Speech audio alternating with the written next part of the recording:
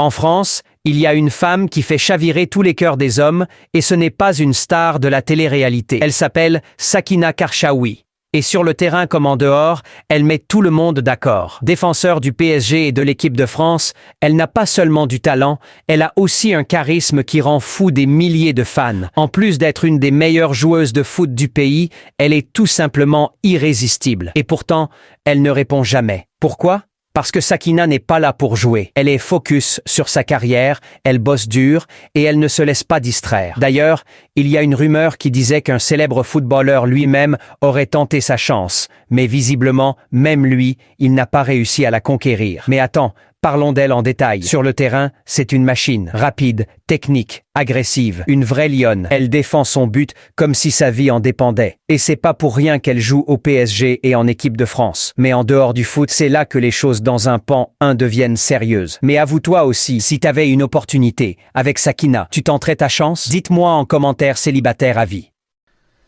Alhamdulillah, Rabbil Alamin. Donc, on continue avec notre série questions-réponses. Wabillahi tawfiq.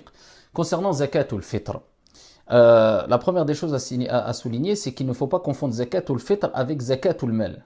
Zakatul Mal, c'est une aumône obligatoire à verser au moins une fois dans l'année, bien sûr si on a atteint le seuil demandé et si on est imposable. Ça, j'en parlerai, Inch'Allah Ta'ala, dans une prochaine vidéo, toujours dans notre série questions-réponses. Là, ce qui nous importe, c'est Zakatul Fitr.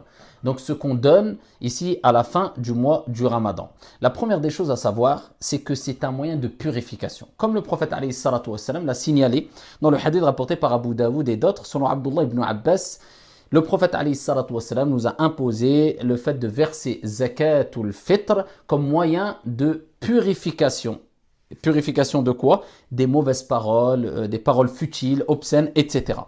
Comme le prophète alayhi salatu wassalam l'a dit. Donc, ce n'est pas un sujet à prendre à la légère. C'est ce qui va permettre, bi'idnillah, de purifier notre mois du Ramadan de tout ce qui concerne les futilités, etc. Et il dit, le prophète alayhi salatu wassalam, dans le même texte, celui qui l'a versé avant Salatul Eid, c'est Zakatul Fitr. Celui qui la verse après Salatul Eid, donc le jour de l'Eid, après la prière de l'Eid, ce n'est plus Zakatul Fitr, c'est une aumône. Donc ici, il nous rappelle qu'il faut impérativement la verser avant Zakatul Fitr. De façon précise. Ici, les Malikites, ici, ils permettent de verser Zakatul Fitr 1, 2, voire jusqu'à maximum 3 jours avant le jour de l'Eid. Et ce qui est préférable dans le madhab de l'imam Malik, c'est la matinée, donc le matin de la journée de l'Eid avant Salatul Eid. Cela est préférable si celui qui va la verser, c'est à qui il va la donner, ça, il va avoir une certaine facilité. Mais aujourd'hui, pour faciliter, car ici le partage de Zakat el-Fitr est assez compliqué, et bien sûr, ici il n'y a pas de mal de le donner 1